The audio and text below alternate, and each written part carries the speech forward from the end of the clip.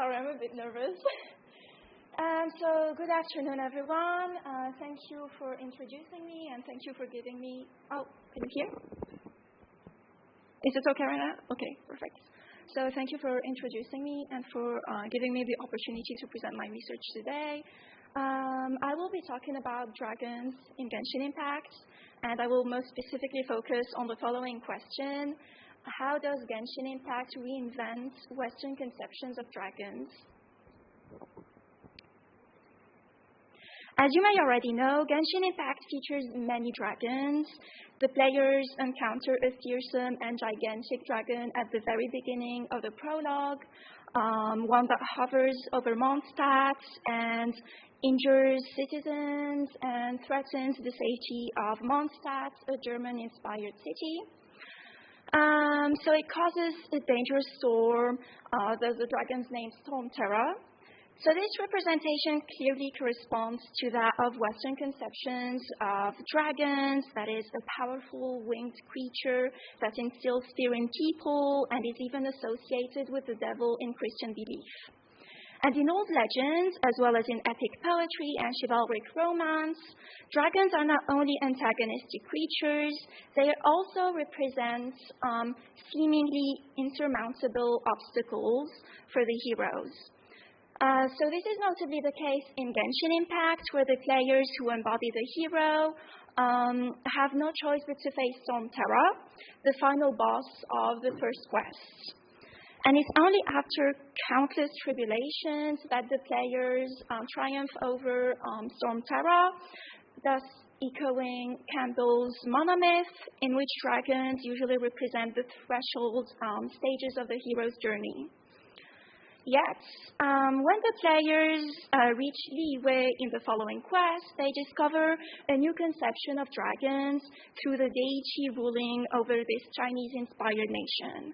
And aside from being an exceptional ruler who takes the form of a dragon, this deity is the epitome of wisdom, knowledge, and fairness. He's also known for the same qualities when donning his covert human identity. Zhongli, here he is. And the colors, the golden colors of both his dragon form and on his human attire point to his noble status. Moreover, he's a great ally to the players, offering them aid, support, and advice throughout their journey, both narratively as well and through gameplay mechanics, notably via his shielding abilities as a playable character. So all these traits are characteristic of Chinese dragons, which differ greatly from their Western counterparts. And these two examples constitute the first opposition between the Western and Chinese worlds. However, there's another dragon in Liyue that seems to challenge this very observation. Like Storm-Terror, Ajdaha is a fearsome and powerful dragon that threatens the safety of Liyue and injures several people in the process. He's also a weekly boss that players need to defeat, and not without difficulty. However, by the end of the battle, it's actually thanks to Ajdaha himself that we are able to defeat him, because he had divided his good and evil sides in order to counter the effects of a deadly heavenly rule, as you all know, erosion. So his hostility was caused by external factors rather than originating from himself, as he was in fact a wise and respected being who protected Liyue alongside its deity. He therefore illustrates the coexistence of these two conceptions, but I believe that this coexistence only appears at a superficial level, as the game ultimately tends to lean toward Chinese conceptions. Returning to Storm-Terror, he's in fact portrayed in a similar way. He's not inherently evil, but was instead manipulated and poisoned, which led to the corruption of his mind. And when the players defeat him, they do not slay him, as heroes do in medieval literature, such as Beowulf or Tristan and Isolde. Rather, they save him from this corruption and restore him to his original state, that is, that of a minor deity protecting Mondstadt, that of a friend of Mondstadt's main god, and a figure whose name actually echoes that of both a dwarf and a hero in Norse mythology, the Valin. Moving on to my conclusion. While Genshin, in fact, does draw on Western material for its world building, it's undoubtedly imbued with Chinese views and culture. These narrative, gameplay, and aesthetic elements all point to a cultural shift occurring not only within the game itself, but perhaps even beyond it. So far my research has focused on analyses such as this one, by comparing Genshin Impact with Western myths and other Western video games in order to identify discrepancies. And for my PhD thesis, I'm currently testing this theory through a sociological approach to determine whether my hypotheses are confirmed or invalidated by Western players' experiences. Many thanks for your attention, and I also welcome your question as well as any advice you may have regarding my research. Thank you so much. We have 4 minutes for questions. Any? Oh, yeah.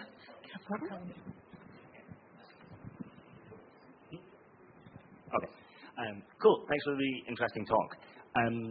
There's kind of a third category of dragons in Genshin Impact, right? This is probably just cut for time, so have fun, I guess, using more time for this. Of like the pre-existing set of like, I guess, primordial dragons, like the pre-existing world order. Where do you think that they fit into this analysis? Like, thank you for your very interesting question, because this allows me to tackle something I had to remove from my presentation because of the 5-minute limit. But yeah, I actually identified 2 types of dragons. So there are those who appear in the narrative, and these are the ones I tackled in my presentation. And there are the ones who do not appear in the narrative. So these are the ones you're talking about, such as Nibelung, or who else? The dragon that was in Inazuma, I forgot his name in English, Roberus or something like that. So these dragons do not appear in the narrative, but they still have this idea of,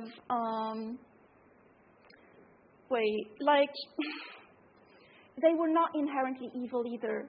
Like, we know that Nibelung only became evil because of forbidden knowledge.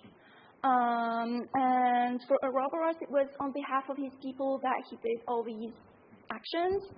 But it doesn't change the fact that they died as evil. They did not have this redemption or this character development as we see with the second category. The ones that I tackle right now are dragons that we saved and that ultimately return to their original state, if I can say.